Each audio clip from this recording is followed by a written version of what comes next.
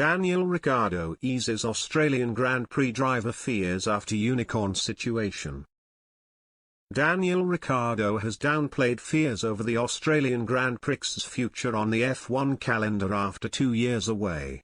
The race down under has been one of a few regular fixtures of the sport to have fallen victim to the COVID pandemic, despite having been a mainstay in previous decades.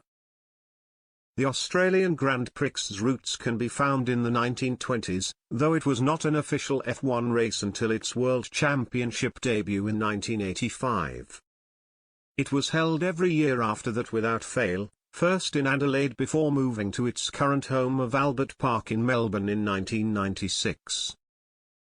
The race in Australia has also held a regular spot as the season curtain raiser, until it was called off just a few hours before the first practice session in 2020 as a result of the COVID pandemic.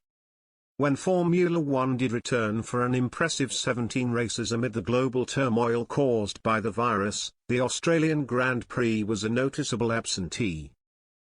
And the same was true in 2021, which was the longest season in the sport's history, but the travelling F1 party was still unable to pay a visit down under due to COVID rules in Victoria.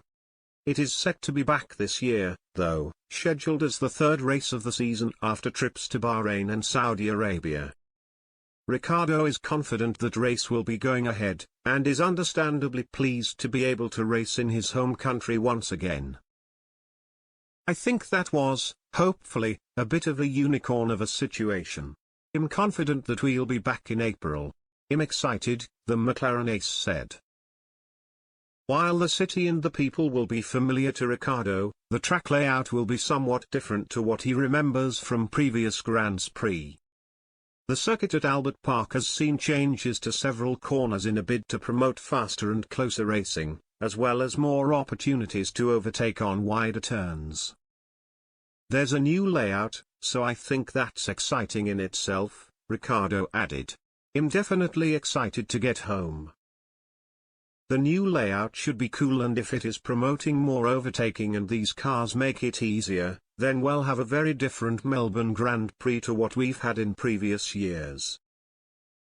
A return to F1 action in Australia has perhaps been made more possible by F1's mandate that all track-going employees must be fully vaccinated against COVID.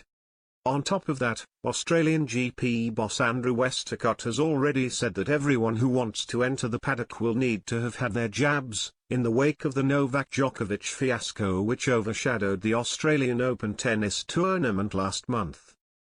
The rules are simple to get into the country and the rules are simple to operate in Formula One, he said, as per TalkSport. To come into the event you'll be 100% vaccinated and there won't be an exemption sought for anyone from anyone. Those declarations have been enough to convince Ricciardo that there should be no problems for the race as long as everyone has had their jabs. As long as you're vaccinated, I guess we're all good to go, he concluded.